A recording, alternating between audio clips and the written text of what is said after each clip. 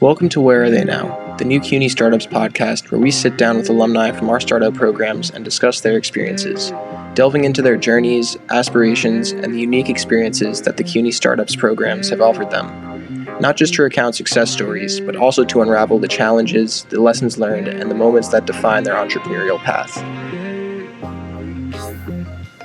Thanks so much for joining us today. Absolutely. So to start off, you've been working for many years in the community engagement and public policy. What's first inspired you to go down that path?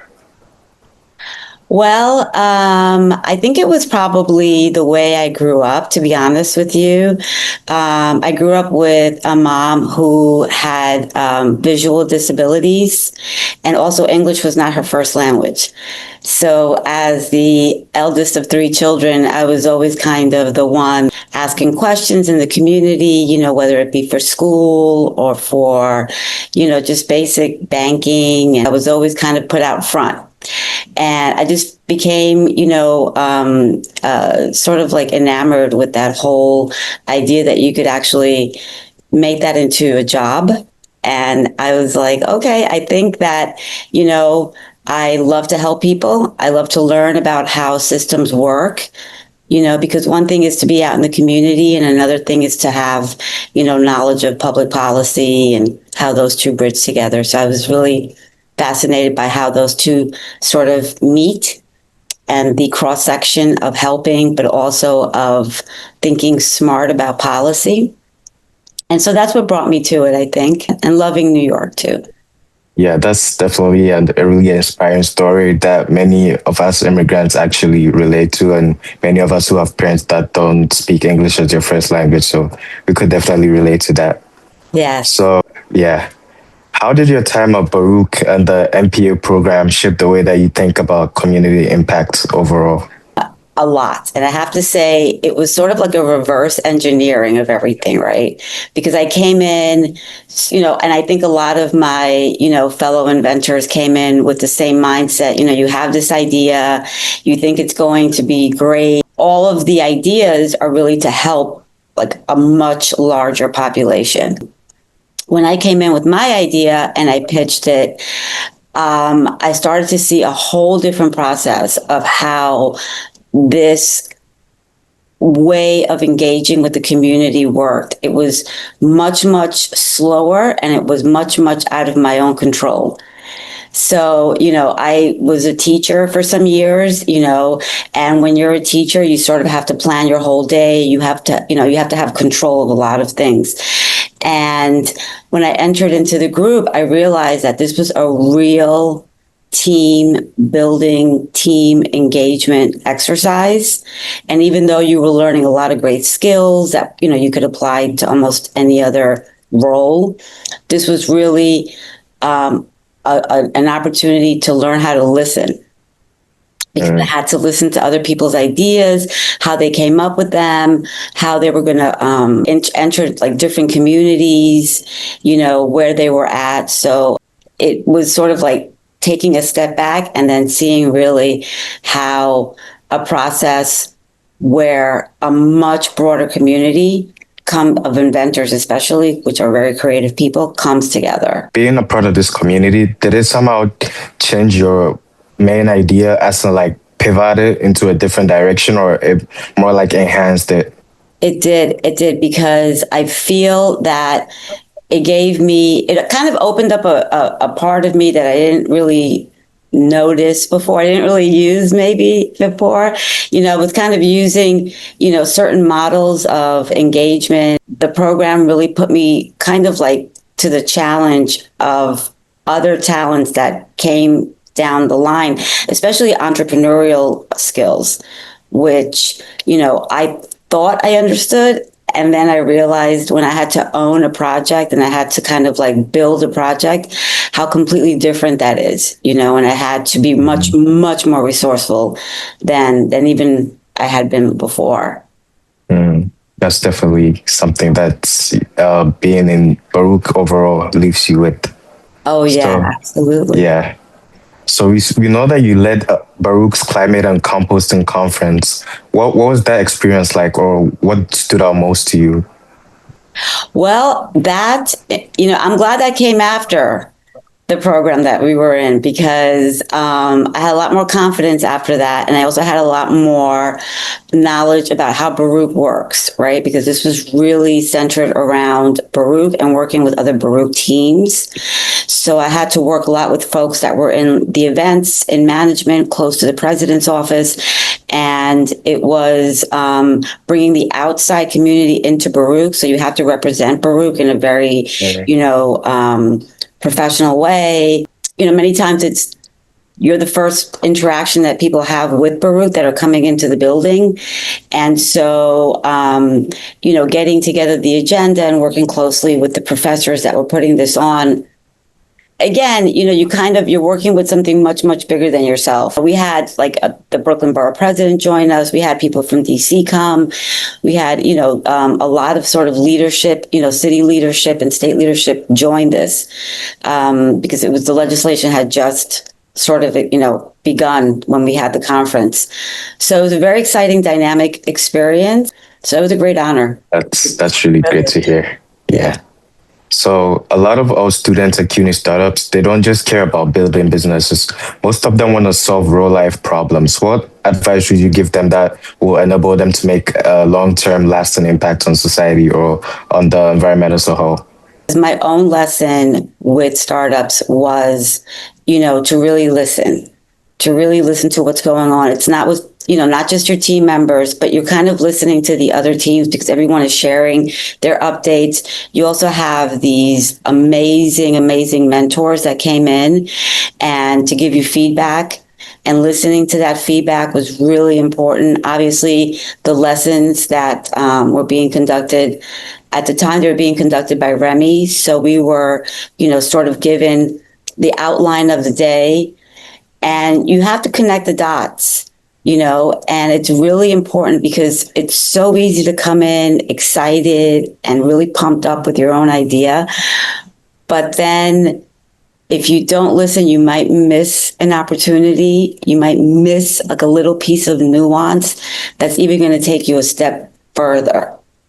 So I think, engagement is not just about injecting yourself in a group or in a community. It's about listening to what's needed, and to think about it a little bit. Take a step back and just see if you're going to have to maybe adjust along the way.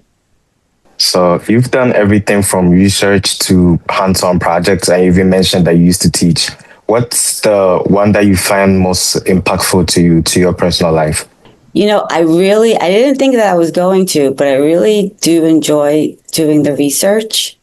There's a lot of discovery that happens when you go down a rabbit hole because, you think, again, you have a hypothesis and you think, I've read so much, I've done I've done a lot of literature review. I kind of know how this is going to get shaped, but, you do a survey and, some of those results come back, especially when you're doing qualitative and quantitative research together. It's fascinating, to hear people's reactions to certain things that you may have an assumption about. So I think the research has been the most impactful because it was something that I hadn't done so much before. So I think if I had all the time in the world, I would just be doing research, Yeah. But I do love working with different communities. That's my favorite.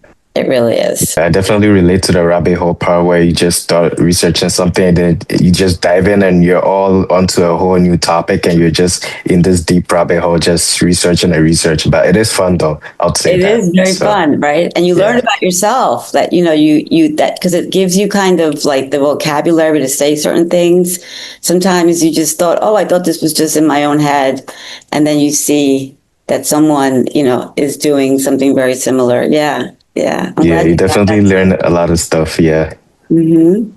So for young people, especially in CUNY or the CUNY community, why would you say it's important for them to get started in community work earlier on and not later in their lives or in their career? Oh, listen, I could go on forever and I know that, but I can tell you one thing right now. if you don't get into community work, it's like having a missing tooth, right? Because it is so important. There's all the knowledge in the world is not going to be the same as being out in the community. I've been volunteering a lot lately with the Manhattan Borough President's Office, and they send you all over the place. And I've also done some work with the Mayor's Office of Immigrant Affairs. And again, you think you're going to go there and sort of, do like a little task. They're going to have you, give out things. And it's the community members that come and they teach you about how to grow your program, number one. Number two, the real needs that exist, right? And so, you could shape your knowledge in a community program as much as you can. At Baruch, I don't want to take away anything from Baruch because we still have to go to school and get our degrees and stuff. But it's very true. Real life experience being out in the community is so helpful. It's so impactful. It feels great afterwards. You meet amazing people out in the community. If you're like constantly just in your own neighborhood, in your own community, you miss out if you don't go, way far from where you live to see what's going on the other side. I would totally encourage everyone to do community engagement work. That's really true. New York being one of the most diverse cities on earth, you get to meet so many people from so many different backgrounds, and that's definitely something that leaves you with a bit of culture or like different kind of knowledge from everyone that you meet. So that's definitely something that I agree with you on, to just immerse yourself in the community. Absolutely. And you never know too how your day is going to go. I mean, you could, go in also, very positive, but you just don't know that there is some magic nugget of information that somebody's going to give you. And it's always the least likely person that you interact with. It could be someone that's 7 years old, 70 years, you just don't know, Yeah, that's definitely true. So before we leave you, looking back of everything from your inspiration to your time at Baruch to working with the Borough of Manhattan office, like putting everything together, why does this work still matter to you? Well, for one, I don't think I'm going to change from the person that I was when I was little. And I could say that there is just so much need that it's, what we do, how we, help communities is never going to end, right? Because and especially, where we are today, I think there's always going to be, an opportunity to help communities, but it's really the communities giving you back. One of the things that I can compare this to, I run, but I used to run marathons, right? I used to run like the New York City Marathon, half marathons.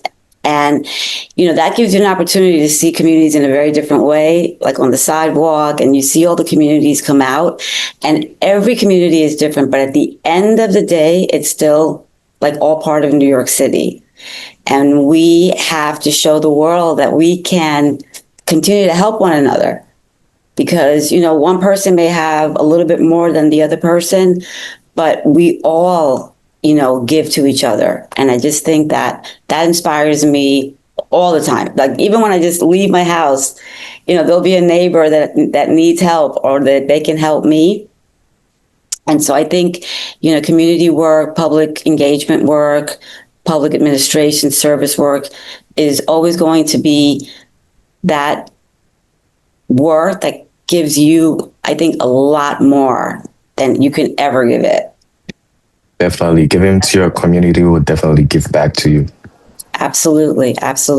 Yeah. And I think that was another thing that I also felt a lot in startups, because I saw that, for a lot of people, it was really scary to get up there and talk about their invention. And, for a lot of people, it was the first time they were speaking to anyone outside of their family about it.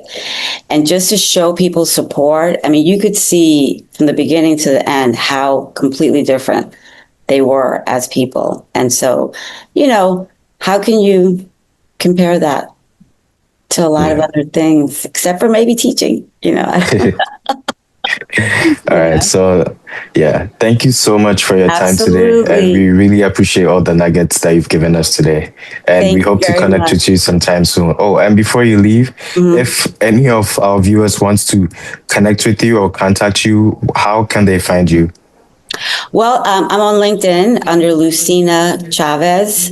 Okay. There's not that many Lucinas, I think, and Chavez. And so, yeah, I'm on LinkedIn. I actually meet a lot of people. They send me messages. And so I'm always happy to speak to anyone, that way. I know I'm not big on the socials, but I am on LinkedIn. Okay. Yeah. And I That's post fine a lot of enough. Yeah. articles. So, Okay. make sure that, they can find me under there. Pretty Okay, that's active. perfect. All right. Thank you so much, and we hope to connect soon. Bye. Thank you. Bye.